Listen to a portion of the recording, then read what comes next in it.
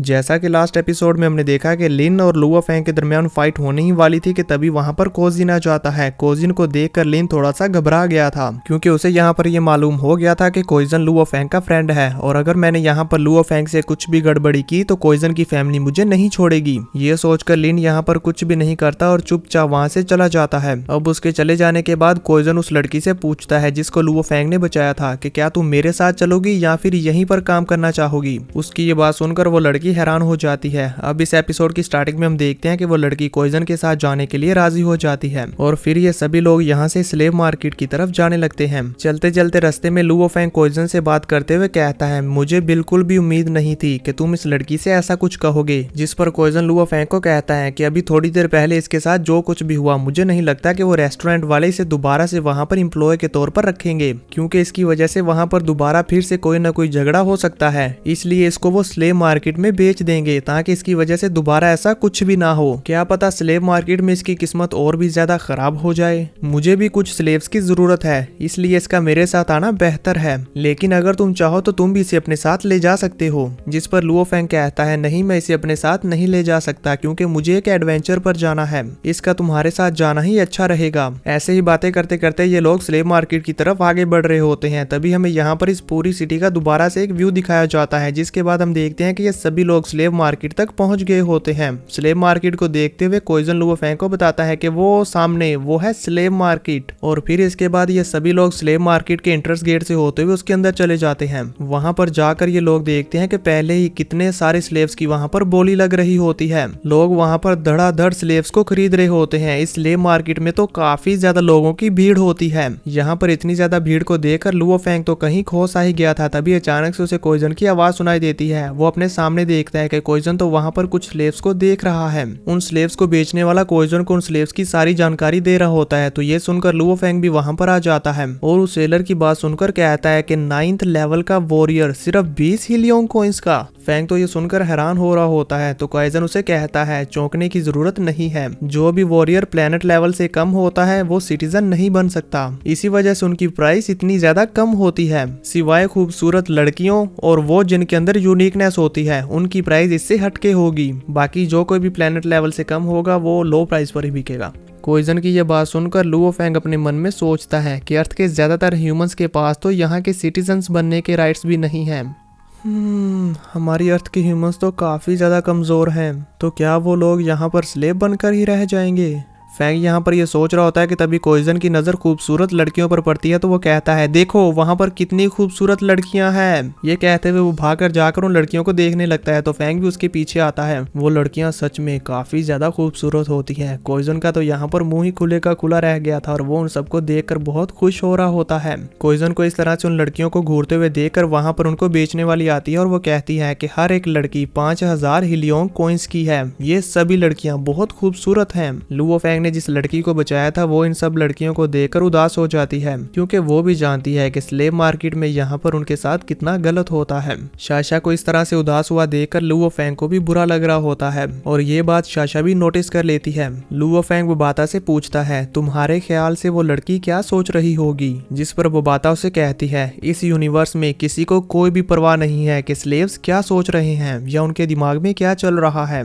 ये सुनकर फेंग यहाँ पर साशा की तरफ देख ही रहा होता है कि तभी कोजिन फेंग से कहता है फ्रेंड ये सारा एरिया तो प्लेनेट लेवल से नीचे के स्लेव्स का है, जिस वजह से यहाँ पर कुछ भी इंटरेस्टिंग नहीं है। असली इंटरेस्टिंग माल तो वहाँ ऊपर है। चलो चलो जल्दी चलो। ये कहते हुए कोजिन भागकर वहाँ की तरफ जाने लगता है। लुओ फेंग भी उसके पीछे पीछे वहाँ पर आ जाता है और वो देखता है कि यहाँ पर तो काफी हाई लेवल के वॉरियर्स बिक रहे होते हैं। प्लेनेट लेवल 8 का वॉरियर 20,000 हीलियन कॉइंस में बिक रहा होता है। उसको देखकर ये लोग आगे बढ़ जाते हैं। तभी फेंग प्लेनेट लेवल 9 के वॉरियर को देखता है जो कि 1 लाख हीलियन कॉइंस में बिक रहा होता है। फेंग उसे देखकर सोचने लगता है और कहता है कि 100,000 हीलियन कॉइंस एक प्लेनेट लेवल 9 के स्पिरिचुअल मास्टर को खरीद सकते हैं। ये वॉरियर हमारी अर्थ पर ऑलमोस्ट इनविंसिबल एग्जिस्टेंस होगी। फेंग यहाँ पर इसके बारे में सोच रहा होता है कि तभी वहां पर उसे किसी पावरफुल वॉरियर के होने का एहसास होता है। जैसे ही फेंग उसकी तरफ देखता है तो वो ये देखकर हैरान हो जाता है और भागते हुए उसकी तरफ जाता है। उस वॉरियर को देखकर फेंग तो चौंक जाता है और कहता है स्टार लेवल 1 का वॉरियर।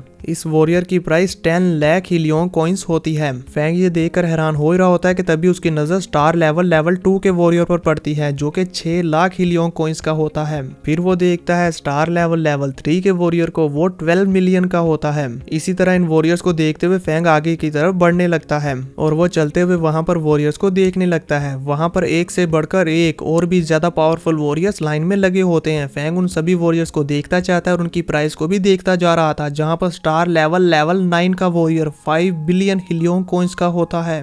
ओ भाई साहब, उस वॉरियर को देखकर फैंग का तो यहाँ पर सांस अटकने वाला था। फैंग खुद को संभालते हुए कहता है, वाह कितने पावरफुल वॉरियर्स हैं। तभी वो देखता है कि आगे और भी वॉरियर्स हैं, इसलिए वो भागते हुए जाकर और भी वॉरियर्स को देखने लगता है। वो वॉरियर्स तो वाकई में ही काफी ज्यादा पावरफुल होते हैं। उन्हें देखते हुए फैंग वहां पर दौड़ लगाने लगता है और सभी वॉरियर्स को देखता जा रहा था। तभी अचानक से उसके सामने कोई आ जाता है तो वो रुक जाता है और उसके साइड से होकर आगे बढ़ जाता है और देखता है कि यहाँ पर तो इतने हाई लेवल के स्पिरिचुअल मास्टर्स भी बिक रहे हैं। उन स्पिरिचुअल मास्टर्स को बिकते हुए देखकर फैंग काफी हैरान हो रहा होता है। ये स्पिरिचुअल मास्टर्स फैंग के लेवल से भी बड़े होते हैं। भागते भागते अचानक से लुओ फैंग एक बहुत ज्यादा पावरफुल वॉरियर के सामने आ जाता है, जिसके अंदर से रेड कलर का ऑरा बाहर निकल रहा होता है। फैंग तो उसे देखकर एकदम से रुक जाता है और उसे देखकर बहुत ही ज्यादा हैरान हो जाता है, एकदम हक्का बक्का रह जाता और कहता है, इतना ज्यादा पावरफुल वॉरियर। फैंग की आंखें तो फटी की फटी रह जाती हैं और उसका मुंह भी खुले का खुला रह जाता है। वो कहता है, ये तो बहुत ही ज्यादा स्ट्रॉन्ग है। तभी कोइजन वहां पर आता है और कहता है, इसे देखकर तो मेरी लेग्स कांप रही हैं। ये कहते साथ ही वो गिरने लगता है तो उसके बॉडीगार्ड्स उसे संभालते हैं। लुओ फैंग भी कहता है, हाँ मेरी भी कांप रही हैं। असल में दोस्तों ये वॉरियर यूनिवर्स लेवल का वॉरियर होता है जो कि बहुत ही ज्यादा पावरफुल है। कोइजन लुओ फैंग को बताता है कि मैंने सुना था यहाँ पर यूनिवर्स लेवल के स्लेव्स को भी बेचा जाता है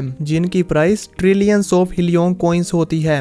ये तो किसी प्लेनेट की प्राइस से भी ज्यादा एक्सपेंसिव है। कोइजन की ये बात सुनकर फैंग तो और भी ज्यादा शॉक्ड हो जाता है। आज तो इस एपिसोड में बार बार लुओ फैंग को झटके लग रहे हैं। ये सुनकर वो बबाता से पूछता है, बबाता ये सब तो बहुत अनरीजनेबल है, क्या यूनिवर्स लेवल के वॉरियर्स भी स्लेव्स बन सकते हैं?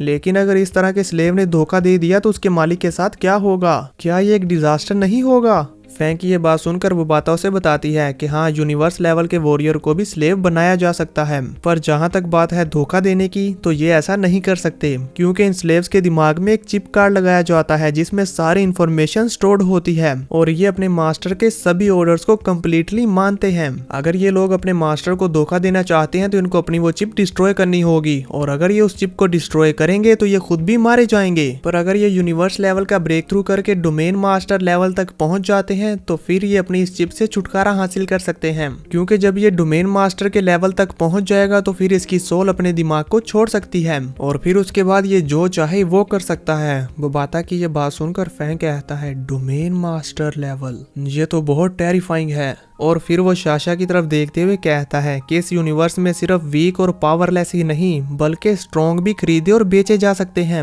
ये यूनिवर्स तो एरोगेंस और लूट मार से भरा हुआ है। फैंग ये सोचकर निराश होते हुए वहां से चल देता है। तभी बबाता उसके पास आती है और कहती है, इसीलिए मैं तुम्हें बोल रही थी कि ऐसे प्रिटेंड करो जैसे कि तुम बहुत बड़े बैकग्राउंड से हो। अगर तुम ऐसा नहीं करोगे तो फिर ये लोग तुम्हें पहचान जाएंगे और ये तुम्हारे लिए बहुत बुरा होगा। बबाता की ये बात सुनकर फैंग अपने मन में सोचता है कि अर्थ को स्ट्रॉन्ग होना ही होगा, मुझे भी और भी ज्यादा स्ट्रॉन्ग बनना है। तो क्या हुआ अगर अर्थ के पास पहले कोई भी स्ट्रॉन्गेस्ट पर्सन नहीं है, मैं वो स्ट्रॉन्गेस्ट पर्सन बन के दिखाऊंगा। ये कहते हुए फैंग वहां से चलता जा रहा होता है और इसी के साथ ये एपिसोड यहाँ पर खत्म हो जाता है।